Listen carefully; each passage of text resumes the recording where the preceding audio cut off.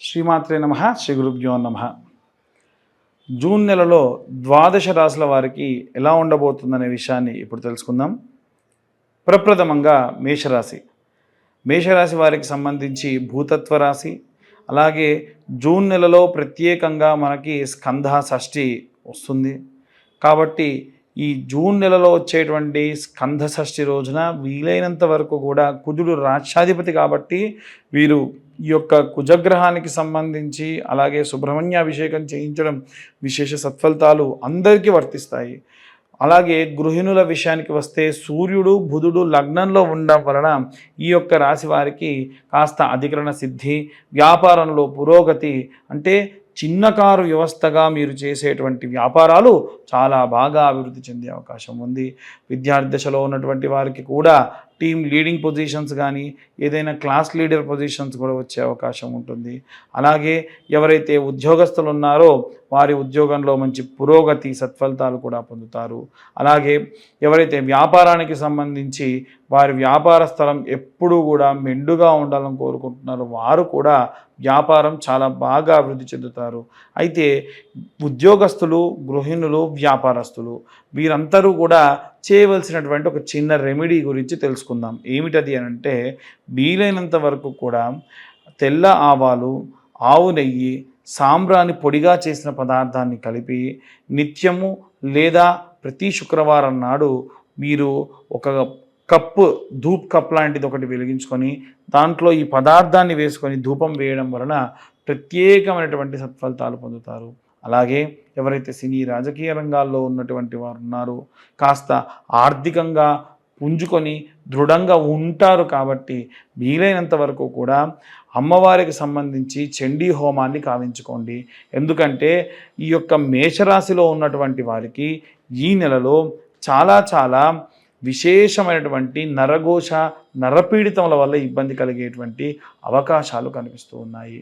అలాగే వీలైనంత వరకు కూడా పగడం ఉంగరాన్ని వాళ్ళు ధరించడం, రోజు కూడా ఆరోగ్యం సమస్యలతో ఎవరైనా బాధపడుతూ ఉన్నా, కిడ్నీ రిలేటెడ్ ప్రాబ్లమ్స్లో బాధపడుతున్న వృద్ధాప్యంలో ఉన్నవారు కానీ, లేదా ఎవరైనా సరే ఏలిన నాటి శని ప్రభావం ప్రారంభ దశలో ఉన్నటువంటి వారు ఎవరైనా సరే ఉంటే గనక రెడ్ కలర్ గాజు వాటర్ బాటిల్లో ఈ పగడపు ఉంగరాన్ని కడిగి వేసుకొని దాంట్లో నీళ్లు నింపుకొని రాత్రిపూట ఉదయాన్నే ఆ నీళ్ళనే తాగండి. వీలైతే డే మొత్తం అంతా కూడా ఆ నీళ్ళని తాగండి. ఆరోగ్య సమస్యల నుండి బయటపడతారు. అలాగే కిడ్నీ రిలేటెడ్ ప్రాబ్లమ్స్ తీవ్రంగా ఈ రాశి వారికి వచ్చేటువంటి అవకాశం ఉంది. యూత్రస్ రిలేటెడ్ కానీ కిడ్నీ రిలేటెడ్ కానీ ఏమాత్రం ఇబ్బంది ఉన్నా నెగ్లెక్ట్ చేయకండి. వీలైనంత వరకు కూడా విప్ప పువ్వు లేదా సంపెంగ నూనెతో కలిసినటువంటి దానిలో ఆవు నెయ్యిలో కాస్త కుంకుమ కలుపుకొని ఈ ఒత్తేసుకొని ఆ ఒత్తిని ఈ విప్ప నూనె అలాగే సంపెంగ నూనెతో కలిపి దీపారాధన చేయడం నిత్యం చాలా మంచిది. చాలామంది మట్టి ప్రమిదలతోని మేము ఈ దీపారాధన చేయాలనుకుంటున్నామని చెప్పి కామెంట్ చేస్తూ ఉన్నారు. మట్టి ప్రమిదతో కనుక మీరు దీపారాధన చేస్తే అది మరుసటి రోజుకు పనికిరాదు. కాబట్టి ఇంటి ఆవలి బయట పెట్టుకోవచ్చు, ఎటువంటి సందేహం లేదు. ఇవన్నీ కూడా గోచార రీత్యా చెప్పేటువంటి విషయములు మాత్రమే మళ్ళీ చెబుతున్నాము. అలాగే ఎవరైనా సరే ఈ యొక్క సినీ రాజకీయ రంగాల వారులే కాకుండా రైతులు, చేతి వృత్తులు, కుల వృత్తులు చేసేటువంటి వారు కూడా చాలామంది ఉంటారు. నిత్యం మీరు అమ్మవారి ఆరాధన, అంటే గ్రామదేవత మీ దగ్గరలోనే ఉంటారు కాబట్టి అమ్మవారిని ఆరాధించండి. ఎవరైతే వివాహం కోసం ఎదురు చూస్తూ ఉన్నారో ఈ నెల వివాహానికి సంబంధించి కత్తెరలు అనేటువంటివి పూర్తయిన తర్వాతకి సత్ఫలితాలు వచ్చేటువంటి అవకాశం ఉంది. ఎట్టి పరిస్థితుల్లో నెగ్లెక్ట్ చేయకండి. ఎవరైనా సరే ఇంకా కొద్దిసేపు ఆగుదాం, ఇంకా మంచి సంబంధాలు వస్తాయి అని చెప్పేటువంటి వాళ్ళు ఉంటానే ఉంటారు. ఎట్టి పరిస్థితుల్లో అలాంటి పనులు మాత్రం చేయకుండా జాగ్రత్త వహించడం మంచిది. ఇక ఇవందరూ కూడా ఎలాంటి రెమెడీస్ తీసుకోవాలి, ఎలాంటి మంత్రపఠనం చేయాలనే విషయాన్ని ఇప్పుడు మనం తెలుసుకుందాం. మనం ఇప్పటి వరకు కూడా విద్యార్థులకి, అలాగే గృహిణులకి, అలాగే ఈ ఉద్యోగస్తులకి, వ్యాపారస్తులకు సంబంధించి ఎలా ఉండబోతుందనే విషయాన్ని తెలుసుకుందాం. ముఖ్యంగా జూన్ నెల మనకి ఎంతో విశేషమైనటువంటిది. జూన్ నెలలో జూన్ 1వ తారీఖు స్కంద షష్ఠి, అలాగే 3వ తారీఖు వచ్చేసి మనకు ధూమావతి అమ్మవారి యొక్క జయంతి. 6వ తారీఖు నిర్జల ఏకాదశి, దాంతోపాటుగా గాయత్రి మాత యొక్క జయంతి కూడా. కాబట్టి విశేషమైనటువంటి ఈ నెలలో మనము ఏ ఏ దేవతారాధన ఏ విధంగా చేసుకోవాలనే విషయాన్ని ఇప్పుడు చూసుకున్నట్టయితే, ఇంట్లో ఉండేటువంటి గృహిణులు నెలంతా కూడా వీలైతే వారికి మెన్సెస్ ప్రాబ్లం ఉన్న రోజులు తప్ప మిగిలిన రోజులలో ధూమావతి అమ్మవారికి కానీ గాయత్రి మాతకి కానీ, అంటే మీరు గాయత్రి మంత్రం చదవాలని కాదు కానీ అలా అమ్మవారికి సంబంధించి శ్లోకం ఉంటుంది, ఆ గాయత్రి మాత యొక్క శ్లోకాన్ని చదువుకున్న విశేషమైనటువంటి సత్ఫలితాలు పొందుతారు. అలాగే ఈ రాశిలో ఉన్నటువంటి వారనే కాకుండా 12 రాశుల వారు కూడా ఇంట్లో ఒకరికి ఇబ్బంది ఉంటే మిగిలిన వారికి కూడా ఇబ్బందే. కనుక మనం చూసుకున్నట్టయితే ఈ 12 రాశులలో కూడా అర్ధాష్టమ శని దోష ప్రభావం వలన మిథున రాశి వారు, అష్టమ శని దోషం వలన తులారాశి వారు, అలాగే ఏలిన నాటి శని ప్రభావం వలన ఉన్నటువంటి మకర కుంభ మీన ఇప్పుడు వచ్చేటువంటి రోజులలో మేషరాశి వారికి ఇబ్బంది ఉంది. అంటే ఉన్న 12 రాశులలో 6 రాశుల వారికి కూడా ఈ యొక్క శనిగ్రహం వలన వచ్చేటువంటి కాస్త ఇబ్బందులు ఉన్నాయి. కనుక వచ్చేటువంటి ప్రతి ఒక్క శనికి సంబంధించిన రోజుని కూడా పురస్కరించుకొని విశేషమైనటువంటి పూజాది క్రతువులు చేసుకోవడం మంచిది.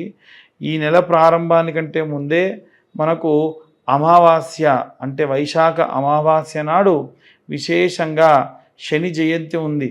ఆ రోజున తిల తైల అభిషేకములు కూడా ఆచరించడం ఎంతో ఎంతో శ్రేష్టము. అలాగే వీరందరూ కూడా గృహిణులైతే గాయత్రి మాతకి, అలాగే విద్యార్థి దశలో ఉన్నటువంటి వారు మేధా దక్షిణామూర్తి స్తోత్రాన్ని చదవడము, అలాగే ఎవరైతే ఉద్యోగస్తులు ఉన్నారో విశేషంగా ఉద్యోగస్తులు స్వామివారికి వెంకటేశ్వర స్వామివారికి సంబంధించి ఆరాధన చేయడం మంచిది. వ్యాపారస్తులందరూ కూడా మహాలక్ష్మి, మహాకాళి, మహాసరస్వతి అమ్మవార్లను ఈ నెలంతా కూడా అర్చించడం, పూజించడం విశేష సత్ఫలితాలు పొందుతారు. అలాగే మనకి ఎవరైతే సినిమా రాజకీయ రంగాల్లో ఉన్నటువంటి వారు ఉంటారో వీలైనంత వరకు కూడా డైమండ్ రింగ్ని ధరించడం ఈ నెలలో వారికి విశేషమైన సత్ఫలితాలు పొందే అవకాశం కనిపిస్తుంది. అలాగే ఎవరైతే ఈ యొక్క రైతులు, చేతి వృత్తులు, కుల వృత్తులు చేసేటువంటి వారు ఎవరైతే ఉన్నారో వారు విశేష సత్ఫలితాలు పొందవచ్చు.